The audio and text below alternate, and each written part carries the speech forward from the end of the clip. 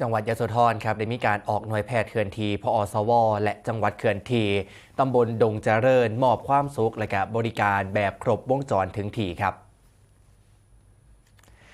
ที่โรงเรียนบ้านดงเจริญตำบลดงเจริญอำเภอคำเขื่อนแก้วจังหวัดยโสธรนายชาญชัยสอนศรีวิชัยผู้ว่าราชการจังหวัดยโสธรพร้อมโดยคณะผู้บริหารจากหน่วยงานภาครัฐภาคเอกชนลงพื้นที่จัดกิจกรรมหน่วยแพทย์อาสาสมเด็จพระศรีนครินทราบรมราชชนนี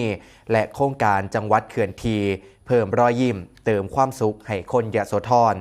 โดยก่อนเริ่มภารกิจครับคณะผู้บริหารและกับผู้เข้าร่วมงานก็ได้ร่วมการประกอบพิธีถวายอาลัยและน้อมรำลึกในพระมหากรุณาธิคุณเบื้องหน้าพระบรมฉายาลักษณ์สมเด็จพระนางเจ้าสิริกิติ์พระบรมราชินีนาถพระบรมราชชนนีพันปีหลวงจากนั้นได้ประกอบพิธี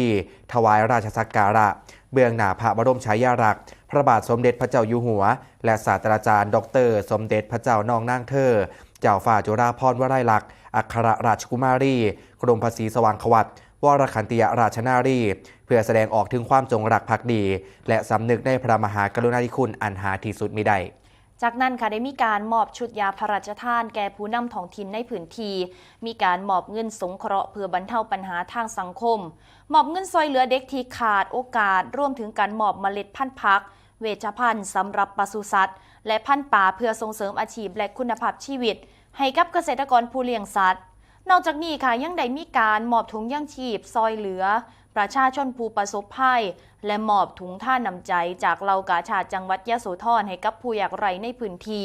เพื่อแบ่งเบาภาระและสร้างขวัญกำลังใจค่ะสำหรับการให้บริการในเทื่อนี้ครับประกอบไปด้วยการรับบริจาคนะครับการรับบริการตรวจสุขภาพเบื้องต้นการรับค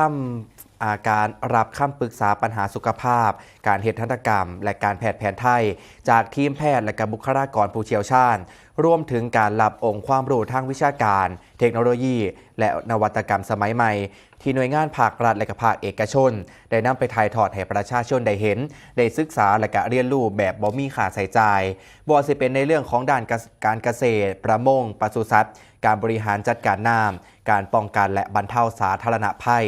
รวมถึงการให้คำแนะนำด้านที่ดินและการเลือกใส่พลังงานอย่างมีประสิทธิภาพบริการการเฮ็ดบัตรประจำตัวประชาชนการเข้าถึงกองทุนยุติธรรมการเฮ็ดประกันสังคมการให้บริการตัดผมฟรี